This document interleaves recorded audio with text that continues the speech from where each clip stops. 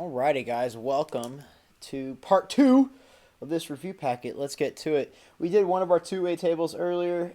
We're doing another two-way table now. So we just got to figure out each and every one of these guys. So adding up the totals here, really quite simple. 1250 is a total. Adding those two up, do 1250 minus 500 to find this guy. We got 750 right here. And finishing up this two-way table, just subtract 600 minus 240, and that's going to be 360. And now you can either do 750 minus 360 or 650 minus 260. Regardless of what you do, you will end up getting 390. Yeah, easy enough. Finishing this table up. Figuring out every probability. As a reminder, when you're finding the probability of something, like this letter B here, it's over the entire situation. So probability of event B occurring is the total here, 500, divided by the overall total, 1250. This one also has a 1250 on the bottom. Probability of A and B occurring, that's going to be both of them occurring at the same time. That's 260. Probability of A or B, A occurring is 650 over 1250. Probability of A occurring. Oh, by the way, I'm using the formula probability of A plus probability of B, same as this one really. Probability of A plus the probability of B minus the probability of A intersection B, A and B. That's the word and right there. So 650 over 250, that is A occurring right there, that number. Probability of B occurring is that 500 we wrote earlier. And the probability of A and B we just did, it's where these guys intersect, minus 260 over 1250. And then we just gotta go ahead and add and subtract. So 1150 here, minus 260, that is 890 over 1250.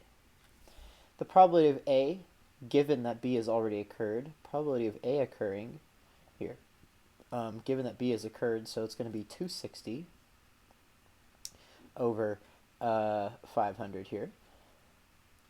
And the probability of B, assuming that A has already occurred. So A has already occurred, so this is going to be 260 over 650. So now we have to see, are these two independent or dependent?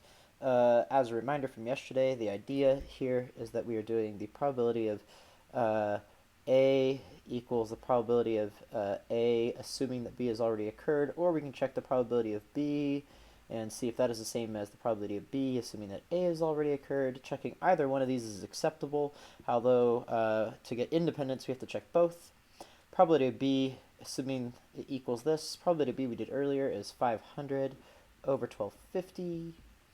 And the probability of B, assuming that A has occurred, we actually just did that right here, 260 over 650. We have to see if these two things are the same or not. So checking it out, 500 over 1250 and 260 divided by 650, they are the same. So we got to check the other one now. So checking this guy, the probability of A occurring by itself is 650 over 1250, and the probability of A, given that B has occurred, is this 260 over 500. Check them both out. Is this the same thing? It most likely will be, or I'm assuming it is. It sure is. Check mark, check mark. These guys are the same. Therefore, we got independent. And show that these are the same. Well, it's because they're independent, right? So that's another way of checking independence, by the way, is seeing if this is true. So the probability of A and B occurring is 260 over 1250. And the probability of A occurring by itself is, again, that 650 over 1250. And the probability of B occurring by itself is 500 over 1250. See if these two things are the same. I'm not going to bother multiplying them on the calculator. They're the same. We just did the work earlier to show that they're independent. Awesome. Going on to this next page. Oof, finally got this Venn diagram. I love these Venn diagrams here. So probably the student in the school takes an art class. So I don't really know why they have this whole thing written out here. I don't know. A student in the school taking an art class. I'm going to say probability of art. Make my life a little bit easier. Probability of art purely is going to be all the art students. So 153 and 228 divided by the overall total. But the overall total wasn't given to us of the entire class. We got to add every single number up in order to get the overall total. So it's going to be 140 plus 153 plus 228 plus 957, adding all of those guys up, and we have the overall total of the whole situation to be 1478. So that is our denominator here. And it's the state as a fraction, then as a percent, so we do have to make the, should we do the percentage in a second? But the overall art student total is 153 plus 228, so that's 381, and it says to write it as a percent, so let's go ahead and divide those two numbers and multiply by 100 to get that percentage. I don't really know what they want us to round to, so I'm just going to round to 2 decimal places because I am lazy. All right. Probability that a student takes an art class but does not take a music class. So now we are not going to include this 153. We're just going to do the 228. So this is going to probability of art and not music. So you could have done music with a little bar over it. You could have written and not music. I really don't care how you write it, as long as I can tell what you're saying. If you need to write out the whole English, do it. Whatever it is you want to do. It is either way, 228 divided by 1478. I don't really know why we are spending our time to do the decimal and percent, but I'll do it one more time. All the other ones, I'm just going to skip the percentage step. I have your faith in your ability to plug numbers into a calculator and multiply by 100. Really should not be too difficult. Probably the student takes a music class if they take an art class. So this is saying the probability of music given that they are in art. Now I'm really being lazy here, just writing the M and the A, but whatever. Probably music if they are in art. So we know they are in art.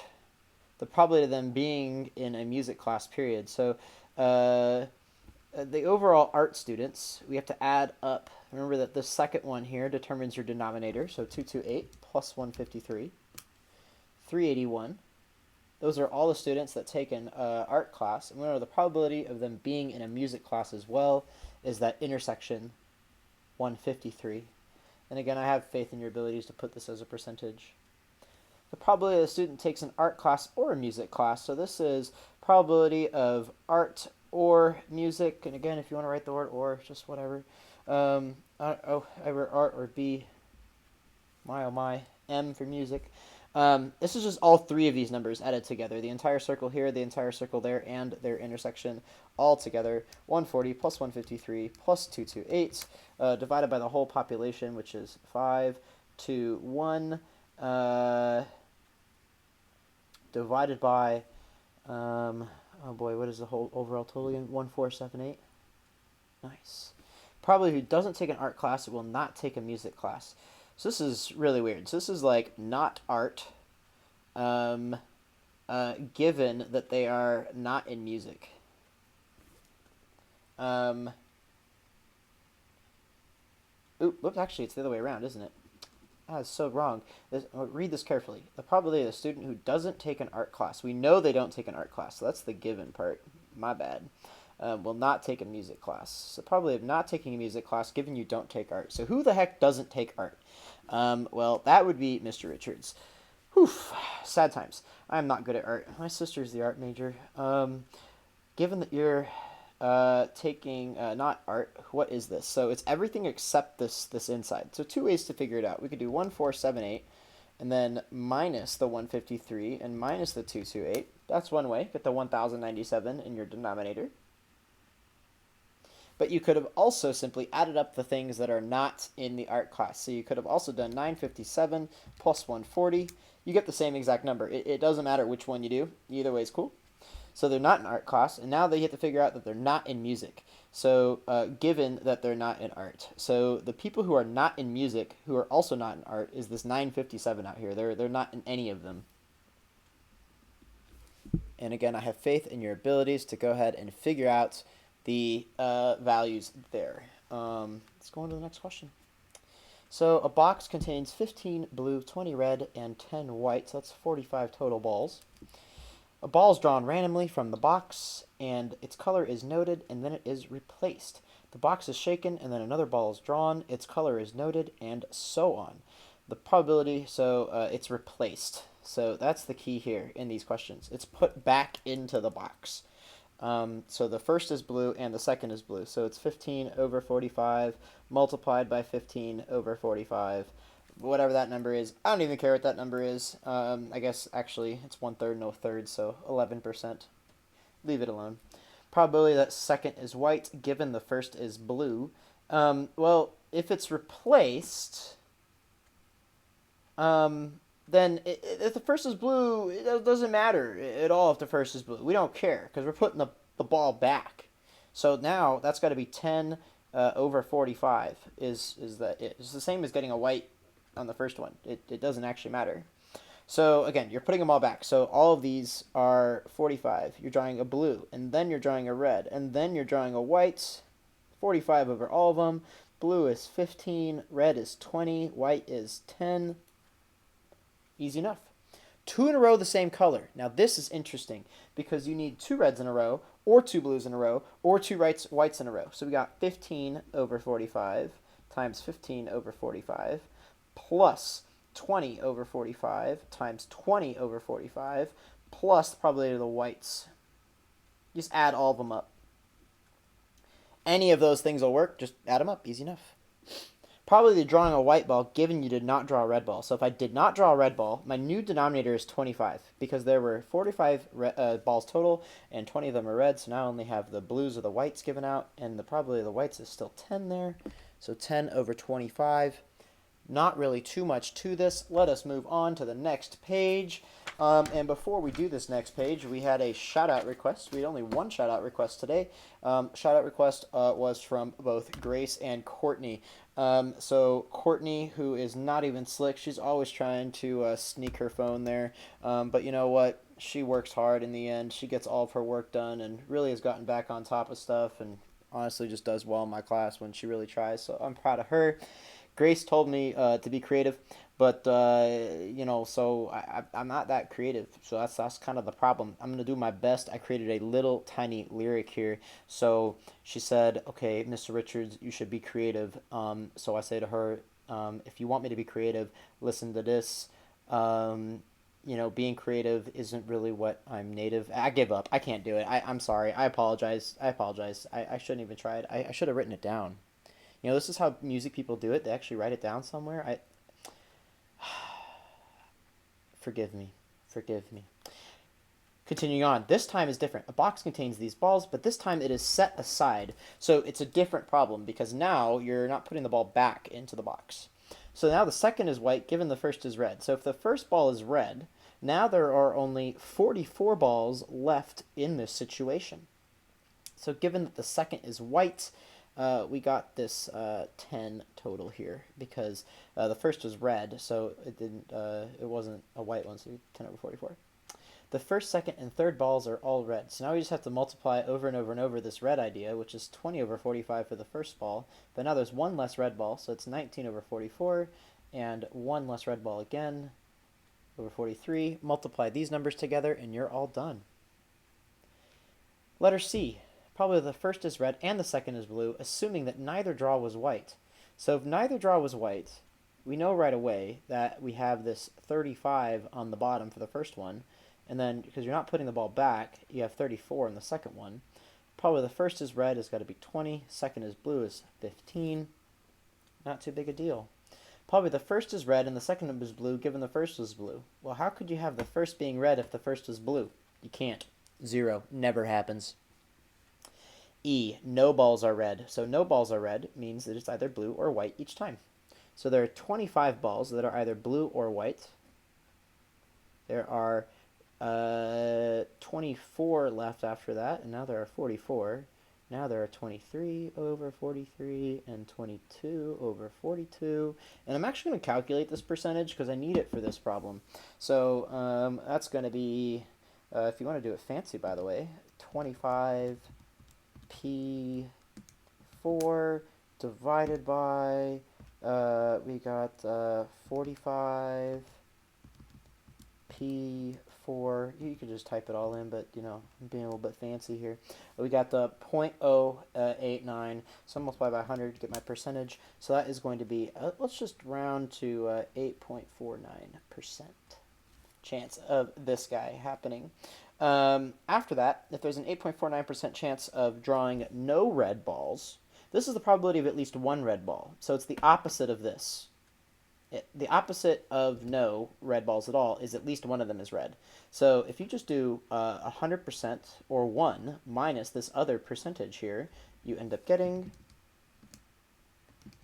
a nice 91.51%. Easy enough. Moving on to the standard deck of cards. I was told, by the way, that you will be given one of these little sheets if you need it with all the hearts and stuff on it. With the cards and stuff that you need to figure it out. If you haven't memorized it, I wrote it in my first video, but okay, whatever. A standard deck of 52 cards is shuffled. The card is drawn from the top of the deck and then set aside. So you're putting it off to the side. You're not putting it back. Another card is drawn. So what's probably the first card is a face card or is black. So you're drawing a single card, and you want to know what is probably it's a face or that it's a black. So there are a total of 12 face cards in the deck out of 52 possible cards. There are 26 cards out of 52 that are black, but whenever you do the or, you have to add the two together and subtract the intersection. So you got to subtract that intersection. And just by the way, the reason why I didn't subtract the intersection on this problem over here is because there is no intersection. You can't have two in a row that are the same color if they are different colors. Like, it doesn't really make sense. Anyways, so probably being a face card or is black, minus the intersection. How many black face cards are there? There are 6 black face cards. The 3 clubs and the 3 spades. So adding these all up together, what's this going to be? We got, 38 minus 6 is 32 or 52. You can just leave it like that. You don't got to do anything more. First card is a heart and is a face card. So how many face cards are hearts? Well, that's 3 out of the 52. Probability that the second card is a heart, given that the first card is a heart. Well, there are only going to be 51 cards left in the deck after you've drawn a card. And there are only 12 hearts after you've drawn a single one from the 13. So now, what is the probability that the card is a heart, given that the card is red? Well, there are 26 red cards, and there are 13 hearts. You can also just think about it as half the cards are red, and then half of the red cards are hearts, so you get a half there. It's another way of thinking about the one half. Probably the first is a king, and the second is a king. Well, there are 4 kings out of the 52, and then there will be 3 kings next out of 51. And again, if you want to leave it like that, that's fine. Drawing 3 face cards that are the same rank in a row. Probably 3 face cards that are the same rank in a row. Well, you have to draw a face card first. So there are 12 face cards out of the 52 in the deck. So you have to draw a face card immediately. But after you've drawn a face card, there are only 3 more of that same rank left. So like I say, there are 4 jacks in the deck, and you draw a jack. Now there are 3 jacks left in the deck. And you have to get one of those 3 on the next one. So you have 3 over 51 next, times 2 over 50. An alternative way to solve this question, so another way of doing it, would be to say, well, what's the probability of getting 3 jacks in a row? Probability of 3 jacks in a row is 4 over 52 times 3 over 51 times 2 over 50. Probability of 2 queens in a row is plus 4 over 52 times 3 over 51 times 2 over 50 plus probability of kings in a row, 4 over 52 times 3 over 51 times 2 over 50. Either one of these methods is acceptable. I think this is the easier one, though. Whatever. Draw 4 cards, and all of them are a different suit. Well, the first card you draw is not relevant. I have a 100% chance of drawing a card that is not the same suit as nothing. So the first card is definitely going to be random. After you've drawn one, now you have to draw a different suit.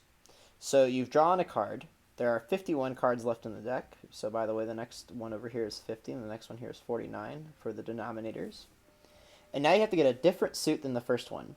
So if there were 52 cards in the deck, and now there are 13 less cards you're able to get, but not the one here, so it's really 12 less than the 51. There are 39 total cards left there. 13, like if you drew a heart first, there are 13 clubs, 13 spades, 13 diamonds, 39 cards possibly you can get left. And then the next one's got to be 26 over 50, and the last one's got to be 13 over 49. Again, because there's only so many left.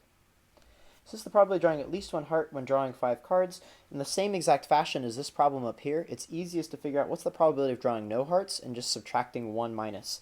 So 1 minus the probability of no hearts at all. So probability of not drawing a heart on the first one is 39 over 52. Same reasoning as that 39 there.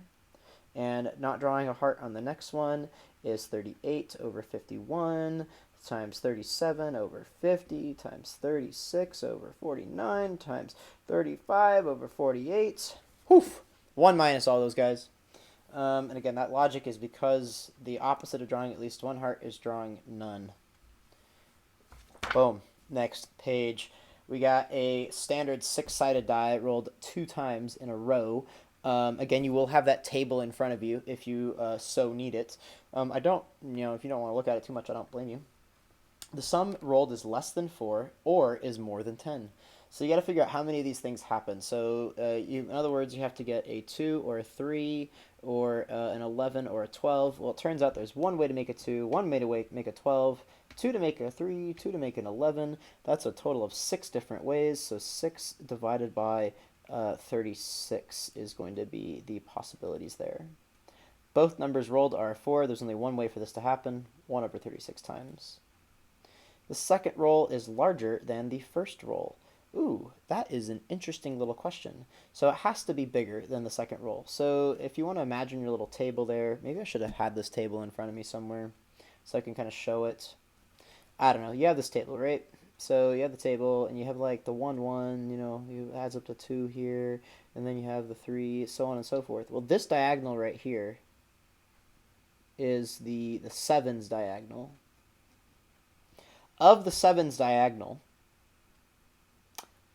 actually, that's not going to work out as well I want to explain it. Let's do the other diagonal instead. The other diagonal going down this way is all the times where the I need a separate sheet of paper. I need to be able to explain this better. I'm getting a separate sheet of paper, so take a quick break. I'm grabbing a piece of paper. Oh, there's one right here. Never mind. That was a short break, guys. All right, so I'm just going to make this table up. If you need this table, then make it. So we got 1, 2, 3, 4, 5, 6. And again, I don't know why I said if you need the table, make it. It will be given to you on the test. It'll be up on the front of the board.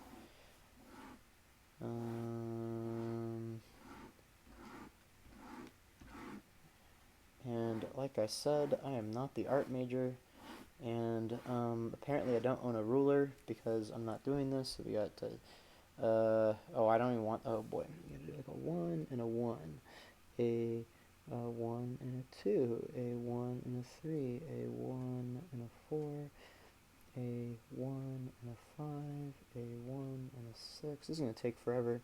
Maybe you guys can take a break now. So I decided to do this column on the second one. So this is going to be a 2, 2. I'm just going to do this. This will make it faster for me. 3, 3, 3, 3, 3, 3. I probably should have done it the other way around, actually, now that I think about it. Probably should have done the other number first, but that's not what I did, so it's too late to turn back now, and I'm definitely not making another one, if you know my laziness levels. 5, 5, 5, 5, 5, 5, 6, 6, 6, 6, 6, 6. Alright, and now we have all the commas I gotta put in. I should have just put the commas in the first place.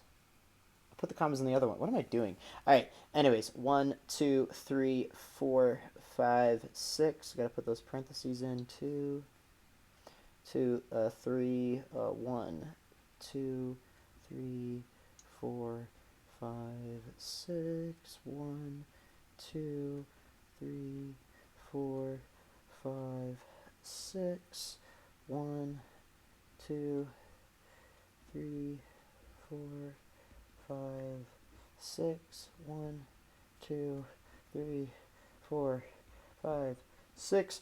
Woof! And now adding them up. Okay, all the additions. We are almost there, team. We are almost there.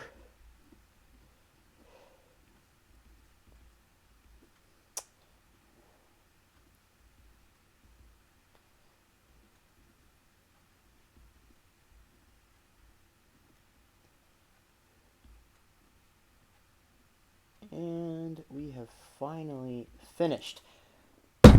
Whew! Okay, so moral of the story is you should have had one of these in front of you anyways. I shouldn't have taken the time to write it all up, but I did. So here we are.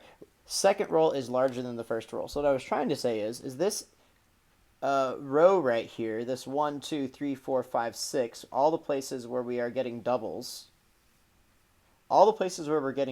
here, marks where the die is equal to each other. So on the left of that, or like the bottom left-hand corner, all these dice rolls are less than the first one, whereas all of these ones are more than the first one. So it's really just the 5 plus the 4 plus the 3 plus the 2 plus the 1 right there. So 5, 4, 3, 2, 1. Just all the ones where the first roll is larger than the second roll. So 5 plus 4 plus 3 plus 2 plus 1 is 15 over 36. Took me long enough to do that. Jeez. Oh boy. Hopefully nothing that difficult on the test. I don't actually know though.